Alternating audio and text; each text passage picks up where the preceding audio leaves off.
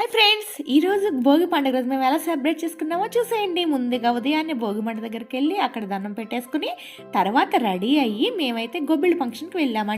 గొబ్బిళ్ళ function అంటే మా ఊర్లో ఎక్కువ చేస్తూ ఉంటారనమాట. మెచ్యూర్ అవన పిల్లల చేత నెల రోజులు కృష్ణుడికి పూజ చేయించి భోగి పండుగ రోజున కానీ సంక్రాంతి రోజున కానీ గొబ్బిళ్ళ ఫంక్షన్ చేస్తారు. అక్కడే టిఫిన్ చేసేసి నేను మా వారు పిల్లలు కలిపి మెండపేట మూవీకి అయితే వెళ్ళామండి. అంటే మా ఊరి పక్కనే మండపేట అనమాట. అక్కడికి మూవీ చూడడానికి వెళ్ళాము. ఎవరికి వాళ్ళు సపరేట్గా బైక్స్ మీద అయితే వెళ్తున్నాము. అయితే మా వారు అయితే ఆ రోజు నాసామిరంగా రిలీజ్ అని చెప్పి అక్కడికి వెళ్దాము అన్నారు. కానీ థియేటర్ దగ్గరికి వచ్చేసరికి అసలు ఎక్కడ కూడా జనాలు లేరు. మేమైతే టికెట్లు ముందే బుక్ చేసేసుకున్నాము.